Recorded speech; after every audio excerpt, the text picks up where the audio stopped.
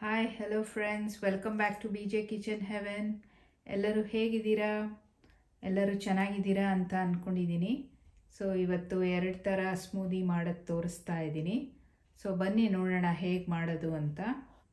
So ನಾನು ಒಂದು ಬಾಳೆಹಣ್ಣು, ಒಂದು ಆರೆಂಜ್ ತೊಗೊಂಡಿದ್ದೀನಿ. ಒಂದು ಸ್ವಲ್ಪ ನಟ್ಸ್ನ ರಾತ್ರಿನೇ ನೆನೆಸಿಟ್ಕೊಂಡಿದ್ದೆ. ಸೊ ಇನ್ನೊಂದು ಥರ ಸ್ಮೂದಿಗೆ ಒಂದು ಬಾಳೆಹಣ್ಣು, ಒಂದು 4 ಸ್ಟ್ರಾಬೆರಿ ತೊಗೊಂಡಿದ್ದೀನಿ. ಆಮೇಲೆ ಸೇಮ್ ನಟ್ಸ್ನ, ನೆನೆಸಿರೋ ನಟ್ಸ್ನ ತೊಗೊಂಡಿದ್ದೀನಿ. ಸೊ ಇದನ್ನು ನಾನು ಸಪ್ರೇಟಾಗಿ ಸ್ವಲ್ಪ ಹಾಲು ಹಾಕ್ಕೊಂಡು ಇದನ್ನು ಬ್ಲೆಂಡ್ ಮಾಡ್ಕೊತೀನಿ ಮಿಕ್ಸಿಯಲ್ಲಿ. ಸೊ ನೋಡಿ, ಇದಕ್ಕೆ ಸ್ವಲ್ಪ ಒಂದು ಚಿಕ್ಕ ಗ್ಲಾಸಲ್ಲಿ ಹಾಲು ಹಾಕ್ತಾಯಿದ್ದೀನಿ.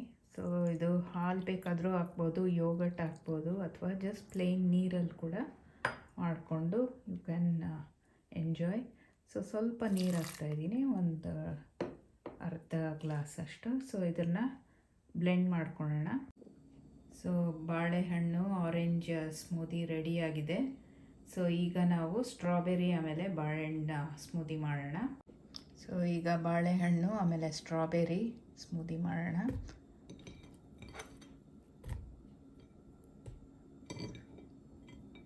ಸೊ ರೇಸನ್ಸು, ಸ್ವಲ್ಪ ಆಲ್ಮಂಡ್ಸು, ಇದು ಬಾದಾಮಿ ಆಮೇಲೆ ವಾಲ್ನಟ್ ತೊಗೊಂಡಿದ್ದೀನಿ.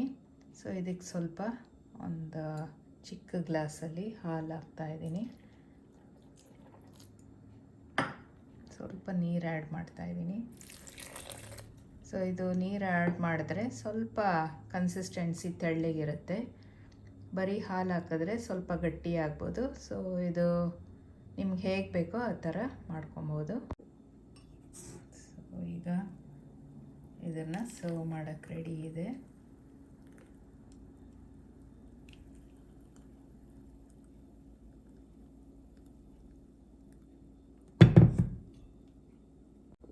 ಸೊ 2 ಥರ ಸ್ಮೂದಿ ರೆಡಿಯಾಗಿದೆ. ಸೊ ಇದನ್ನು ಸ್ವಲ್ಪ ನಟ್ಸ್ ಬೇಕಾದರೆ ಹಾಕ್ಕೊಬೋದು, ಅಥವಾ ನಾನು ಹಣ್ಣನ್ನೇ, ಸ್ಟ್ರಾಬೆರಿನೇ ಇದಕ್ಕೆ ಸ್ವಲ್ಪ ಟಾಪಿಂಗ್ಸ್ ಹಾಕ್ತಾಯಿದ್ದೀನಿ.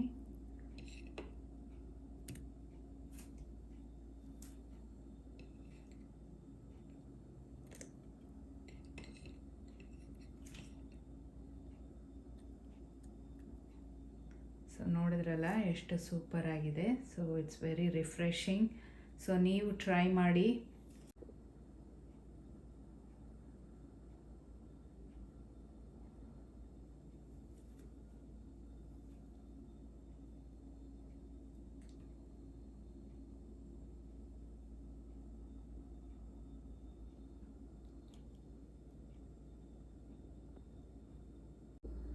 ಸೊ 2 ಥರ ಸ್ಮೂದಿ ರೆಡಿ ಆಯಿತು. ಬನಾನಾ ಆರೆಂಜ್ ಆಮೇಲೆ ಬನಾನಾ ಸ್ಟ್ರಾಬೆರಿ. ಸೊ ನಿಮ್ಗೆ ಯಾವ್ದು ಇಷ್ಟ ಅಂತ ಕಮೆಂಟ್ ಸೆಕ್ಷನಲ್ಲಿ ಹೇಳಿ. ಆಮೇಲೆ ನೀವು ಟ್ರೈ ಮಾಡಿ. ಆ್ಯಂಡ್ ಹೋಪ್ ಈ ವಿಡಿಯೋ ನಿಮಗೆ ಹೆಲ್ಪ್ ಆಗಿದೆ ಅಂತ ಅಂದ್ಕೊತೀನಿ. ಸೊ ಮುಂದಿನ ವಿಡಿಯೋಲಿ ಸಿಗೋ ತನಕ ಟೇಕ್ ಕೇರ್, ಬಾಯ್.